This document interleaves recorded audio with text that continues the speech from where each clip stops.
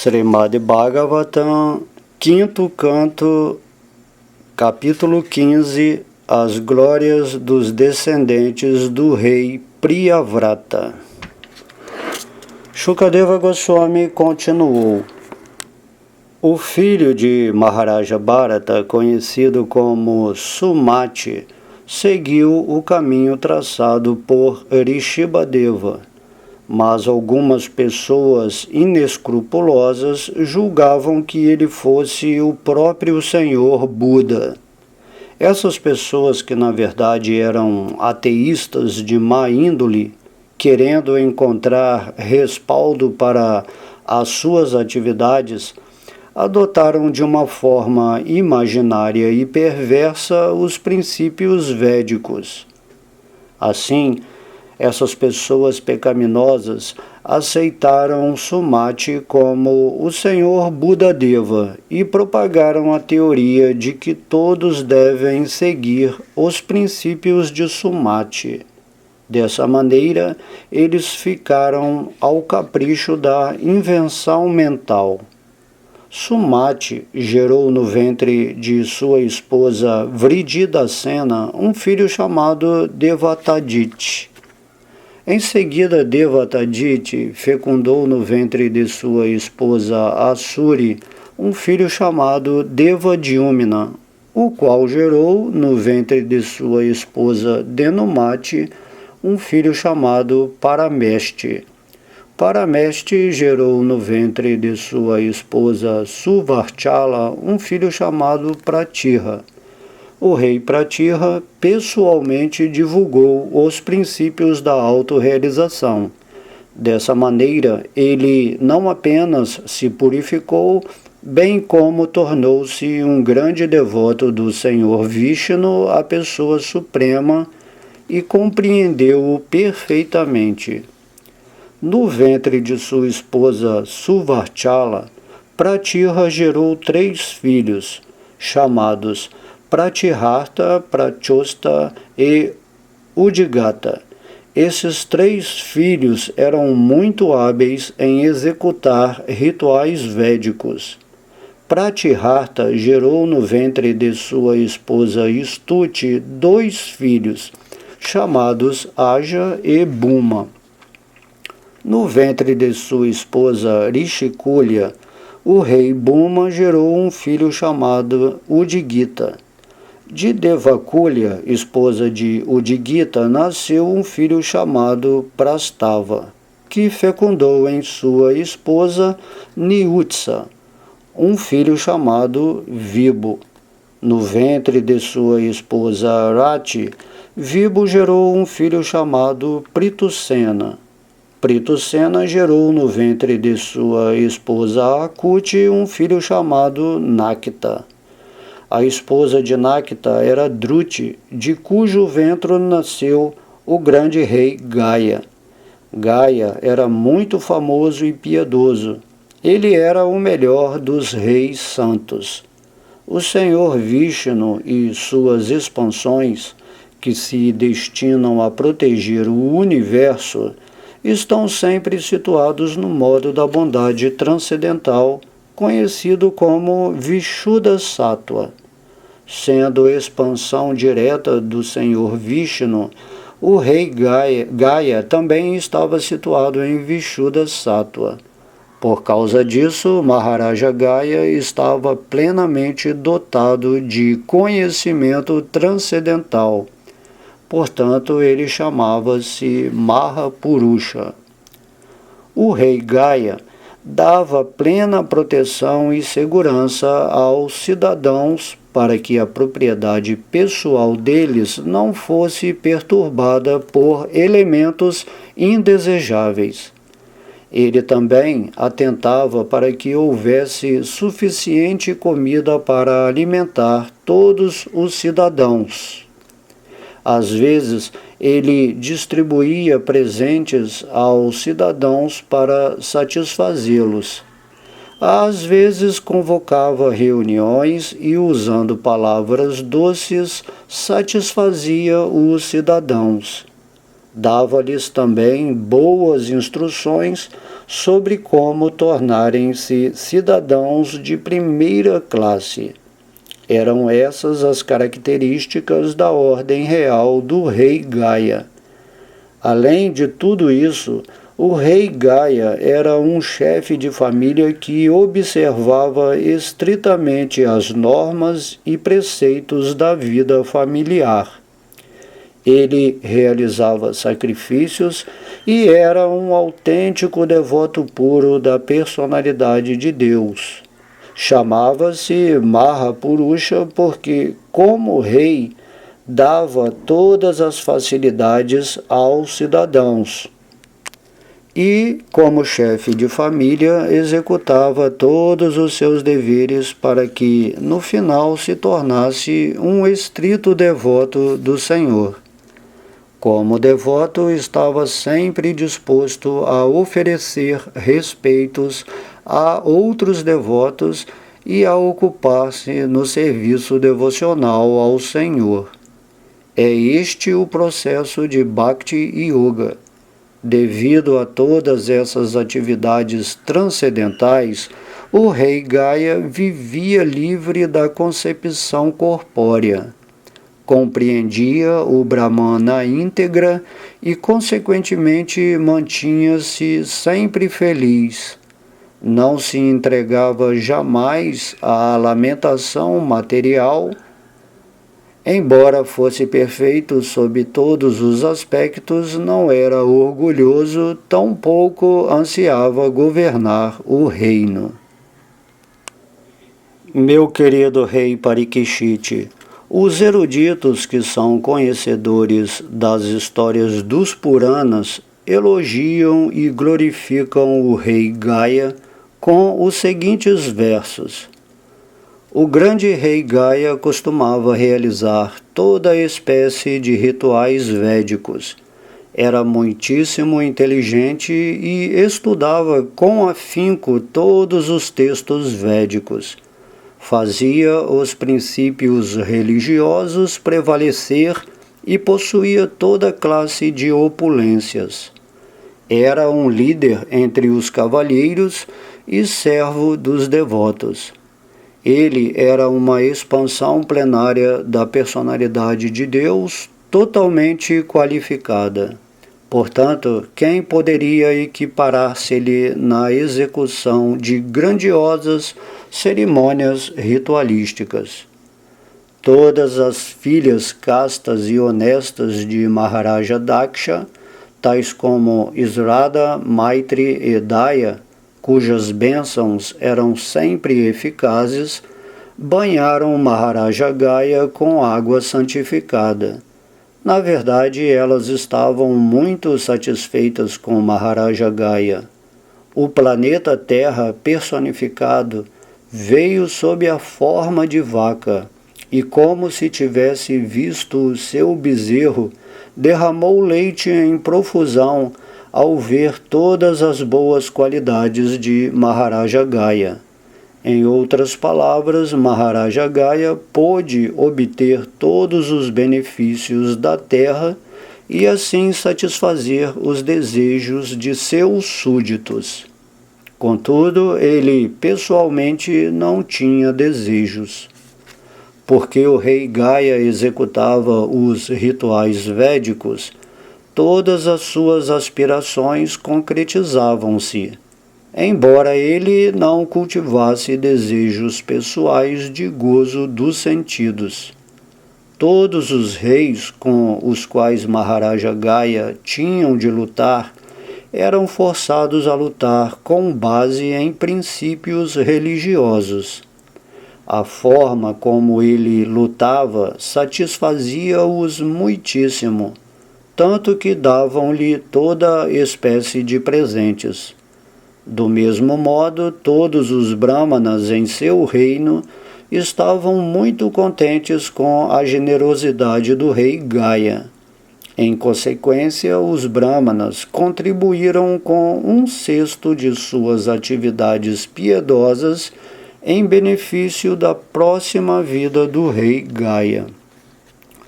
Nos sacrifícios de Maharaja Gaya, era largamente servida a bebida inebriante conhecida como soma. O rei Indra costumava ir e embriagar-se ao tomar grandes quantidades de soma rasa.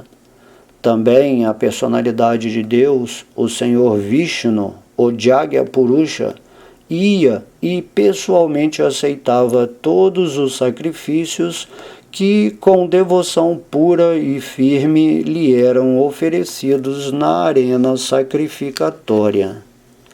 Quando o Senhor Supremo satisfaz-se com as ações de alguém, naturalmente todos os semideuses, seres humanos, animais, pássaros, abelhas, trepadeiras, árvores, gramíneas e todas as outras entidades vivas, começando com o Senhor Brahma, satisfazem-se.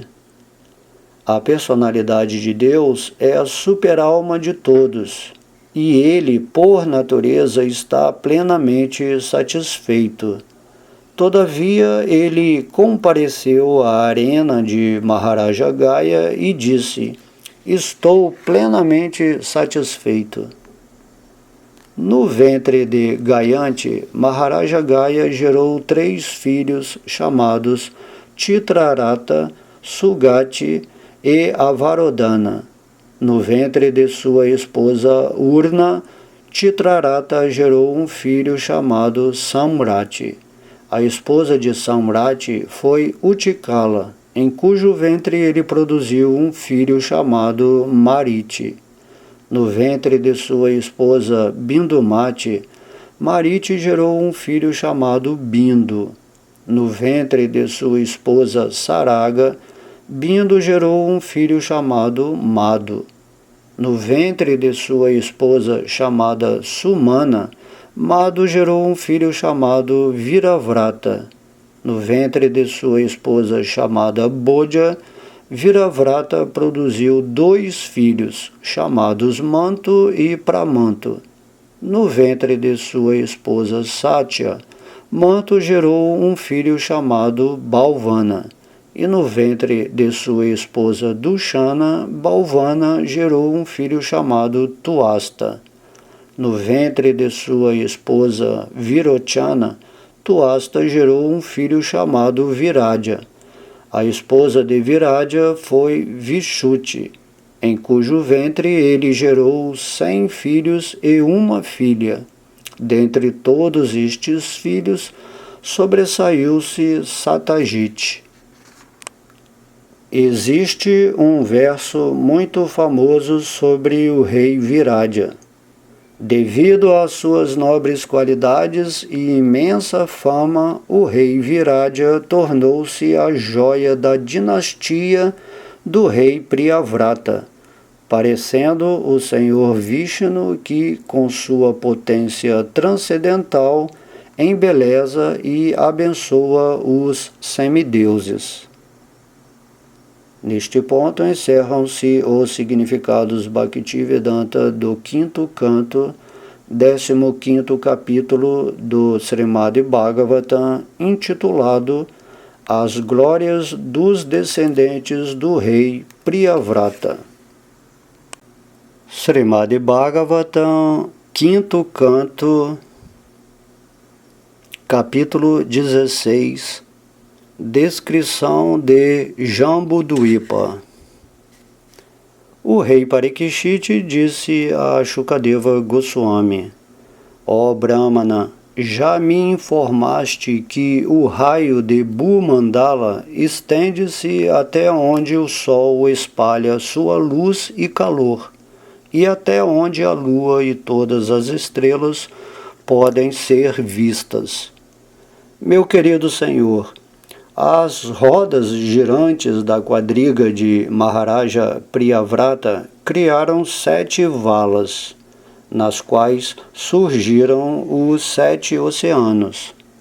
Por causa destes 7 oceanos, Bhumandala fica dividido em 7 ilhas. Descreveste de maneira bem generalizada as mensurações, nomes e características dessas ilhas. Gostaria então de conhecê-las pormenorizadamente. Por favor, satisfaze esse meu desejo. Ao fixar-se na personalidade de Deus, concentrando-se em seu aspecto externo, composto dos modos da natureza material, a grosseira forma universal, a mente é trazida à plataforma de bondade pura. Situada nessa posição transcendental, a pessoa pode entender Vasudeva, a personalidade de Deus, que em sua forma mais sutil é inteiramente refulgente e está além dos modos da natureza.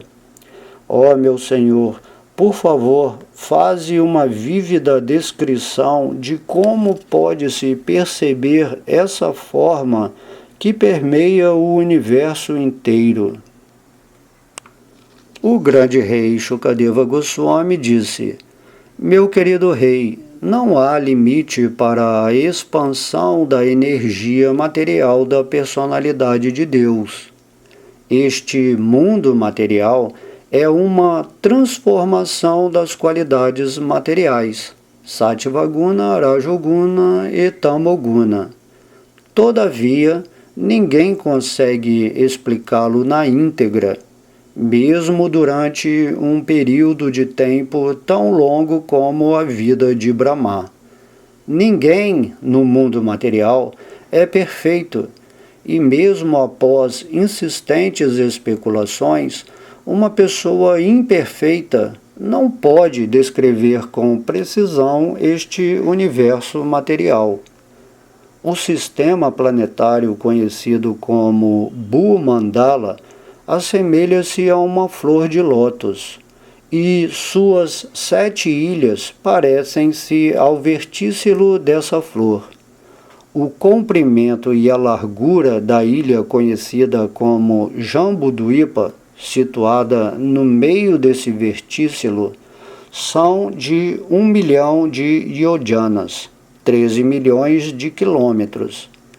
Jambudvipa é arredondada como a pétala de uma flor de lótus. Em Jambudvipa há 9 divisões territoriais, cada uma delas medindo 9.000 yojanas, 115 mil quilômetros, de comprimento. Existem 8 montanhas que demarcam essas divisões e separam-nas de maneira inequívoca. Em meio a essas divisões, ou varsas, está a varsa chamada Ilavrita, que está situada no meio do vertícilo de lótus. Dentro de Ilavrita Varsa fica a montanha Sumero, formada de ouro. A montanha Sumero é como o pericarpo do sistema planetário Bhumandala, o qual se parece à flor de lótus.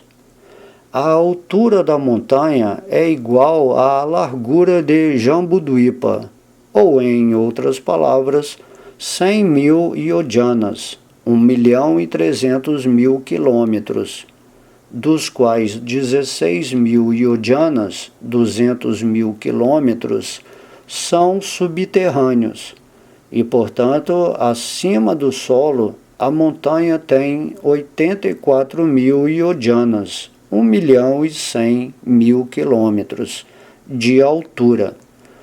A largura da montanha é de 32.000 yojanas, 400.000 quilômetros, no cume e 16.000 yojanas no pé. Logo ao norte de Ilavrita Varsa e distanciando-se sequencialmente rumo à direção norte, localizam-se 3 montanhas chamadas Nila, Sueta e Sringavan, que delimitam as 3 varsas chamadas Ramyaka, Hiramaya e Kuru, e separam-nas. A largura dessas montanhas é de 2.000 yojanas, 26.000 quilômetros. Longitudinalmente, indo em direção leste e oeste, elas se estendem até as praias do Oceano de Água Salgada. De sul a norte, cada montanha tem 1/10 do comprimento da montanha anterior, mas sua altura permanece a mesma. Igualmente ao sul de Ilavrita Varsa e estendendo-se de leste a oeste, ficam 3 grandes montanhas chamadas, de norte a sul, Nishada, Hemakuta e Himalaia. Cada uma delas tem 10.000 yojanas, 130.000 quilômetros de altura. Elas delimitam as 3 Varsas chamadas Harivarsa, Kimpurusha Varsa e Bharata Varsa, Índia. Da mesma maneira, a oeste e leste de Ilavrita Varsa localizam-se 2 grandes montanhas chamadas Malayavan e Gandhamadana, respectivamente. Essas 2 montanhas, que medem 2.000 yojanas, 26.000 quilômetros de altura, vão até a montanha Nila ao norte e Nishada ao sul. Elas formam os limites de Ilavrita Varsa, bem como das Varsas conhecidas como Ketumala e Bhadrashva. Nos 4 lados da grande montanha conhecida como Sumero, ficam outras 4 montanhas, Mandara, Mero-Mandara, Surpashwa e Kumuda, que são como seus cinturões. Calculam-se o comprimento e a altura dessas montanhas em 10.000 yojanas, 130.000 quilômetros. Erguendo-se como mastros no topo dessas 4 montanhas, há uma mangueira, um jambeiro, uma árvore cadamba e uma figueira de Bengala. Calcula-se que essas árvores têm a largura de 100 yojanas, 1.300 quilômetros, e a altura de 1.100 yojanas, 14.300 quilômetros. Seus ramos também abrangem um raio de 1.100 yojanas.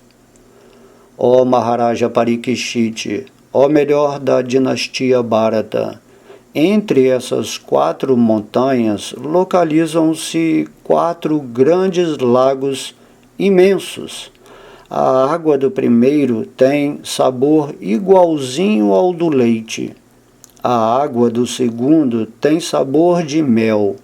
E o sabor do terceiro é de caldo de cana. O 4º lago está cheio de água pura. Os seres celestiais, tais como os Siddhas, Charanas e Gandharvas, também conhecido como semideuses, desfrutam das facilidades daqueles 4 lagos.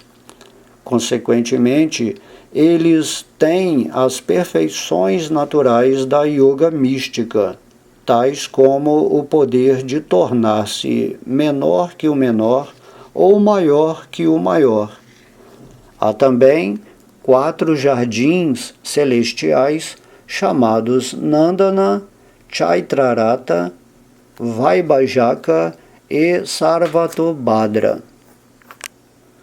Os semideuses mais importantes, ladeados de suas esposas, que são como adornos de beleza celestial, reúnem-se e desfrutam naqueles jardins, enquanto suas glórias são cantadas por semideuses menos importantes, conhecidos como Gandharvas. Nos declives inferiores da montanha Mandara, existe uma mangueira chamada Devachyuta. Ela tem 1.100 yojanas de altura. Para o prazer dos cidadãos dos céus, mangas tão grandes como picos de montanhas e tão doces como néctar caem do alto dessa árvore. Ao caírem de tamanha altura, as frutas, cuja consistência é sólida, partem-se. Emana um doce e cheiroso suco contido dentro delas, o qual, ao entrar em contato com outros aromas, exala um perfume cada vez mais agradável. Este sumo, tal qual cachoeiras, cai da montanha e transforma-se no rio chamado Arunoda, que flui ameno pela região leste de Ilavrita. As esposas piedosas dos Yakshas agem como criadas pessoais de Bhavani, a esposa do senhor Shiva. Porque elas bebem a água do rio Arunoda, seus corpos tornam-se odoríferos, e à medida que o ar transporta essa fragrância, toda a atmosfera num raio de 130 quilômetros fica perfumada. Igualmente, os frutos da árvore jambu, que estão cheios de polpa e têm sementes muito pequenas, caem de grande altura e espedaçam-se. Esses frutos são do tamanho de elefantes, e o sumo que emana deles torna-se um rio chamado Jambunadi. Esse rio desce uma distância de 10.000 yojanas do topo de Merumandara até a parte sul de Ilavrita, e inunda toda a terra de Ilavrita com seu suco. O lodo de ambas as margens do rio Jambunadi, umedecido pelo suco difluente e depois seco pelo ar e pelo brilho do sol, produz vultuosas quantidades de ouro chamado Jambunada. Os cidadãos do céu usam esse ouro para várias espécies de enfeites. Portanto, todos os habitantes dos planetas celestiais e suas jovens esposas estão plenamente decorados com elmos, braceletes e cintos de ouro, e nessa atmosfera eles fruem da vida. Ao lado da montanha Surpashwa, ergue-se uma grande árvore chamada Mahakadamba, que é muito célebre. Das concavidades dessa árvore fluem 5 rios de mel, cada um deles medindo 5 viamanas de largura. Esse mel difluente não para de jorrar no topo da montanha Supashwa, e partindo da região oeste, corre por toda a Ilavrita Varsa. Assim, toda a terra fica impregnada de uma fragrância agradável. Ao transportar o aroma proveniente das bocas das pessoas que bebem esse mel, o ar torna perfumado um raio de 100 yojanas da terra. Igualmente, na montanha Kumuda, existe uma grande figueira de Bengala que se chama Shatavalsa, porque tem 100 ramos principais.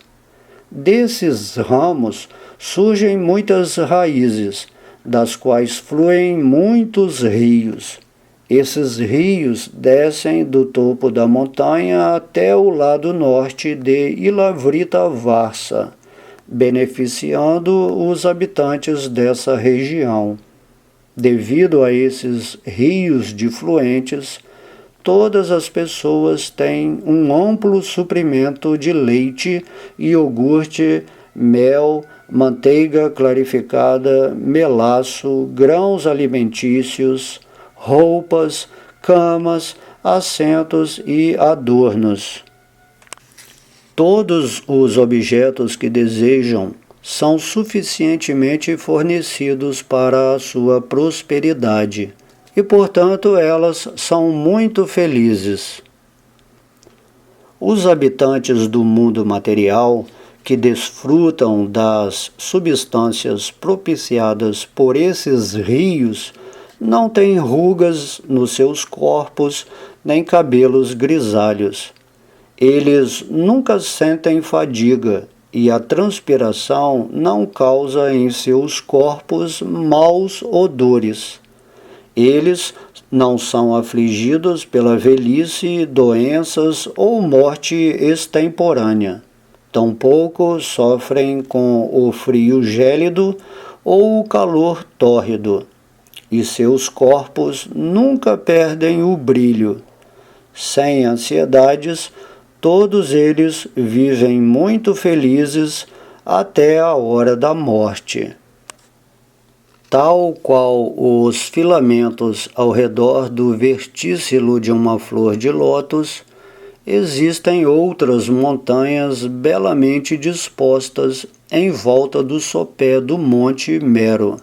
Seus nomes são Kuranga, Kurara, Kuchumba, Vaikanka, Trikuta, Shishira, Patanga, Ruchaka, Nishada, Sinivasa, Kapila, Shanka, Vaidurya, Jarudi, Hamsa, Rishaba, Naga, Kalanjara e Narada. No lado leste do Monte Sumero situam-se duas montanhas chamadas Jatara e Devakuta, que se estendem ao norte e ao sul por 18.000 yojanas, 234.000 quilômetros. Igualmente, no lado oeste de Sumero, existem duas montanhas chamadas Pavana e Pariyatra, que também se estendem ao norte e ao sul pela mesma distância. No lado sul de Sumero, encontram-se duas montanhas chamadas Kailasa e Karavira, que se estendem a leste e oeste por 18.000 yojanas. E no lado norte de Sumero, estendendo-se pela mesma distância a leste e oeste, ficam duas montanhas chamadas Trisranga e Makara. A largura e a altura de todas essas montanhas é de 2.000 yojanas, 26.000 quilômetros.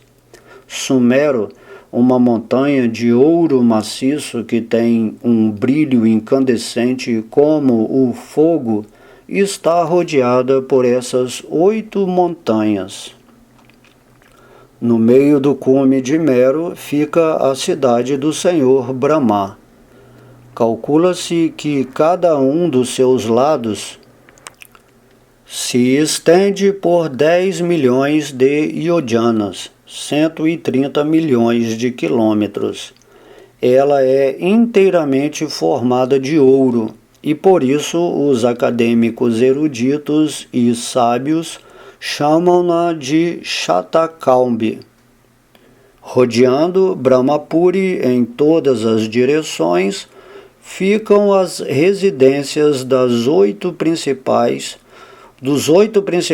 governantes dos sistemas planetários, começando com o rei Indra. Essas moradas, idênticas a Brahmapuri, têm 1/4 do seu tamanho. Neste ponto encerram-se os significados Bhaktivedanta do 5º canto, 16º capítulo do Srimad Bhagavatam, intitulado Descrição de Jambudvipa.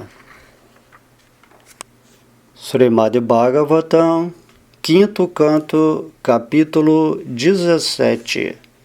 A descida do rio Ganges. Shukadeva Goswami disse: Meu querido rei, o Senhor Vishnu, o desfrutador de todos os sacrifícios, apareceu como Vamanadeva na arena de sacrifício de Bali Maharaja. Depois estendeu o pé esquerdo até o fim do universo, em cuja cobertura ele perfurou um orifício com a unha de seu dedão. Através desse orifício, sob a forma do rio Ganges, a água pura do oceano causal penetrou neste universo. Após lavar os pés de lótus do Senhor, que estão cobertos de pó avermelhado, a água do Ganges adquiriu uma cor belamente rósea. Basta tocar a água transcendental do Ganges para que o ser vivo possa, de imediato, purificar sua mente, tirando-lhe a contaminação material. Não obstante, as águas do rio continuam puras, porque antes de descer a este universo, o Ganges toca diretamente os pés de lótus do Senhor. Ele é conhecido como Vishnupad. Depois, ele recebe outros nomes, tais como Janavi e Bhagirati. Após 1000 milênios, a água do Ganges desce a Dhruvaloka, o planeta mais elevado deste universo. Portanto, todos os sábios e acadêmicos eruditos apregoam que Dhruvaloka é Vishnupada, situado aos pés de lótus do Senhor Vishnu. Devido à sua firme determinação de prestar serviço devocional, Dhruva Maharaja, o famoso filho de Maharaja Uttanapada, é conhecido como o devoto mais elevado do Senhor Supremo. Conhecedor de que a água sagrada do Ganges lava os pés de lótus do Senhor Vishnu, Dhruva Maharaja, situado em seu próprio planeta, continua recebendo com grande devoção esta água sobre sua cabeça. Como se dedica a pensar constantemente em Krishna no âmago do seu coração, ele vive transbordando de anseios estáticos. Lágrimas correm de seus olhos semicerrados e erupções aparecem em todo o seu corpo. Os 7 grandes sábios, Mariti, Vashista, Atri e assim por diante, residem em planetas abaixo de Dhruvaloka. Cientes da influência das águas do Ganges, até hoje eles mantêm a água do Ganges nos tufos de seus cabelos. Eles concluíram que esta é a riqueza definitiva, a perfeição de todas as austeridades e o melhor meio de praticar vida transcendental. Tendo alcançado o ininterrupto serviço devocional à personalidade de Deus, eles rejeitam todos os outros processos benéficos, tais como religião, desenvolvimento econômico, gozo dos sentidos e, inclusive, a imersão no Supremo. Assim como os Gyanis pensam que imergir na existência do Senhor é a realidade máxima, essas 7 personalidades elevadas aceitam o serviço devocional como a perfeição da vida. Após purificar os 7 planetas próximos a Dhruvaloka, a estrela polar, a água do Ganges é transportada pelos caminhos espaciais dos semideuses em bilhões de aeroplanos celestiais. Então, ela inunda a Lua, Chandraloka, e finalmente chega à morada do Senhor Brahma, situada no cimo do Monte Mero. No topo do Monte Mero, o Ganges divide-se em 4 braços, cada um dos quais flui numa direção diferente: leste, oeste, norte e sul. Esses defluentes, conhecidos pelos nomes Sita, Alananda, Chakshu e Bhadra, descem rumo ao oceano. O defluente do Ganges, conhecido como Sita, flui por Brahmapuri no cimo do Monte Meru, de onde desce para os cumes das circunvizinhas montanhas Kesharachala, que tem quase a mesma altura do próprio Monte Meru. Essas montanhas parecem um feixe de filamentos em volta do Monte Meru. A partir das montanhas Kesharachala, o Ganges cai sobre o pico da montanha Gandhamadana e depois flui até a terra de Bhadrashvarsa. Enfim, alcança o leste e o oceano da água salgada. O defluente do Ganges, conhecido como Chakshu, cai sobre o topo da montanha Malyavam, de onde cascateia pela terra de Ketumalavarsa. O Ganges corre incessantemente por Ketupalavarsa e dessa maneira também alcança a oeste o oceano de água salgada. O defluente do Ganges, conhecido como Bhadra, corre desde o lado norte da montanha Meru. Suas águas caem sucessivamente sobre os picos das montanhas Kumuda, do monte Nila, da montanha Sweta e da montanha Sringavam.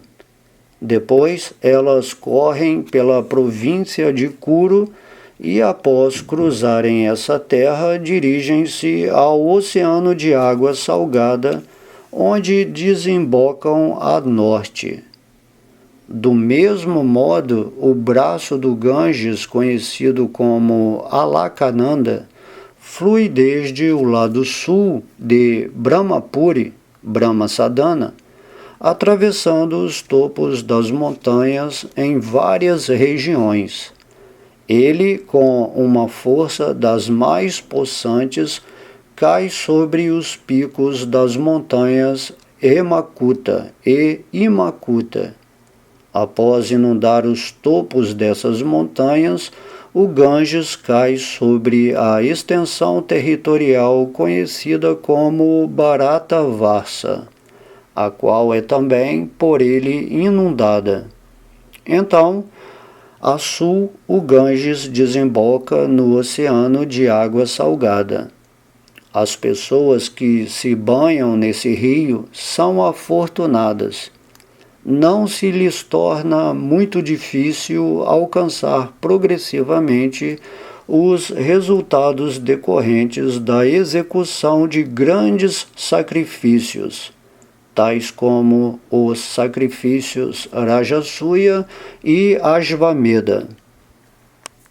Muitos outros rios, grandes ou pequenos, fluem do topo do Monte Meru. Esses rios são como filhas das montanhas, e formando centenas de braços, eles correm pelas várias extensões territoriais. Entre as 9 Varsas, a porção de terra conhecida como Bharatavarsa é tida como o campo das atividades fruitivas. Os estudiosos eruditos e as pessoas santas declaram que as outras 8 Varsas destinam-se a pessoas piedosas muitíssimo elevadas, que após retornarem dos planetas celestiais, desfrutam nessas 8 Varsas terrestres o restante do saldo de suas atividades piedosas. Nestas 8 Varsas, ou extensões de terra, Os seres humanos vivem 10.000 anos de acordo com os cálculos terrestres. Todos os habitantes são quase como semideuses. Eles têm força corpórea de 10.000 elefantes. De fato, seus corpos são tão vigorosos como raios.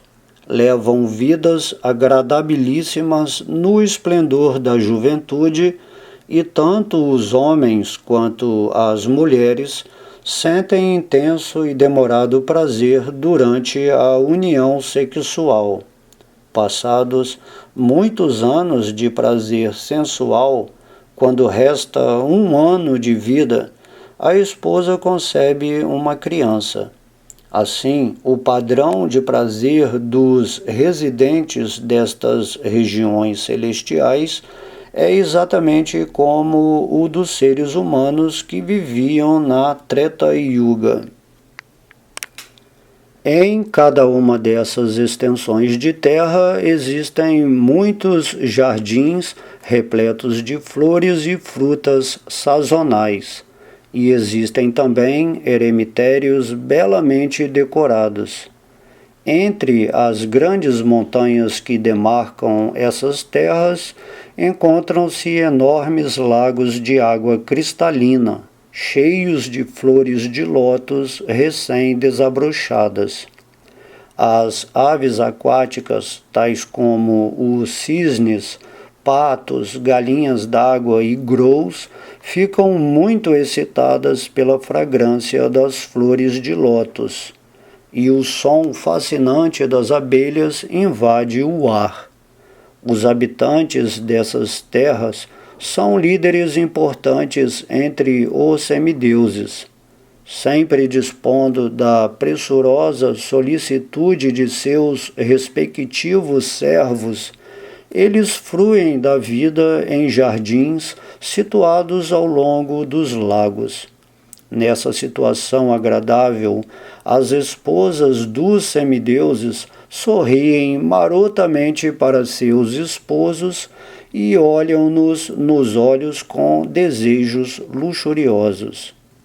Todos os semideuses e suas esposas estão constantemente recebendo de seus servos polpa de sândalo e guirlandas de flores.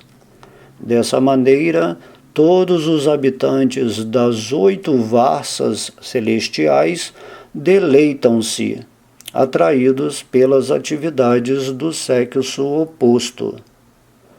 Para mostrar misericórdia aos seus devotos que residem em cada uma dessas 9 extensões de terra, a personalidade de Deus, conhecido como Narayana, expande-se nos princípios quádruplos de Vasudeva, Sankarsana, Pradyumna e Aniruddha.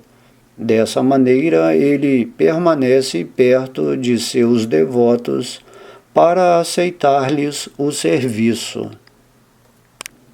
Shukadeva Goswami disse: no trecho de terra conhecido como Ilavrita Varsa, o único varão é o Senhor Shiva, o semideus mais poderoso. A deusa Durga, esposa do Senhor Shiva, não gosta de que homem algum entre naquela terra. Se algum tolo ousa fazê-lo, ela imediatamente transforma-o em mulher. Explicarei isto oportunamente no 9º canto do Srimad Bhagavatam.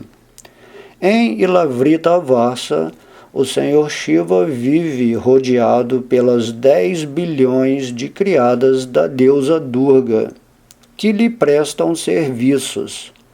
A expansão quádrupla do Senhor Supremo é composta de Vasudeva, Pradyumna, Aniruddha e Sankarsana. Sankarsana, a 4ª expansão, com certeza é transcendental. Porém, como no mundo material suas atividades de destruição estão no modo da ignorância, ele é conhecido como Tamasi, o Senhor Shiva, cuja forma está no modo da ignorância.